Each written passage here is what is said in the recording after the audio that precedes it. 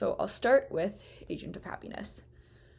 This was an incredible doc to begin Hot Docs 2024 with.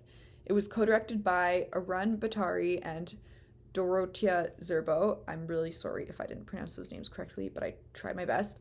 And the doc takes place in Bhutan and follows a man named Amber, whose job is to survey people all over the country to help calculate Bhutan's gross national happiness.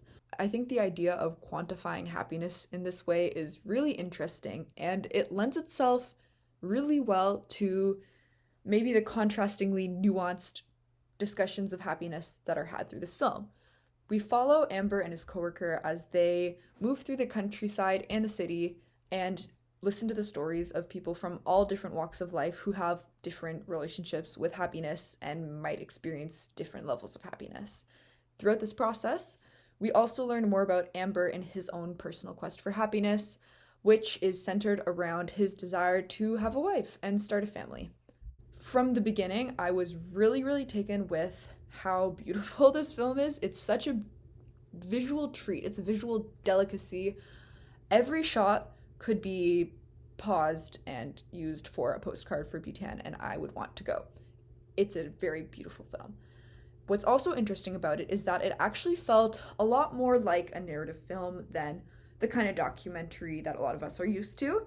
It was really funny at times, it was really tender and heart-wrenching at times, which made for a really good watch. It was very watchable, it was very emotional, and I would totally recommend it. Again, it was a really fun start to Hot Docs. We found out in the Q&A how Amber and the directors met, which was a really cool story. So when the filmmakers, they've worked together before on another film that was also set in Bhutan. While they were recording that, they were actually approached by Amber to take part in the Gross National Happiness Survey. And they were really taken with Amber's personality. He's got a great sense of humor, and he was a really good listener. He really was invested in what they had to say about their happiness. And so they decided to keep in touch with him, and eventually they reached out to him to make this film. And they spent 6 years making this film. They got to know Amber really well, and it totally shows in the final project, because you couldn't have a film as vulnerable and sweet and nuanced as Agent of Happiness if you didn't have a subject who really trusted the filmmakers. So kudos to them for creating that relationship and having such a beautiful, respectful portrayal of this character and all the other characters. The side characters in this film in this documentary, were so vibrant. You really grow emotionally attached to all of them. Fantastic. And I'd also like to say, before I move on to the next film, something that was interesting about this film was how it handled the kind of political backdrop that impacts a lot of what's happening. So this documentary features the aftermath of Bhutan's ethnic cleansing of ethnic Nepalis. Midway through the documentary, we find out that when Amber was 2, he lost his Bhutanese citizenship for being Nepali. While we hear how this has impacted Amber economically and emotionally, we aren't given much background on Bhutan's history or any of its political situation. We get a little glimpse, but it's never very explicitly laid out.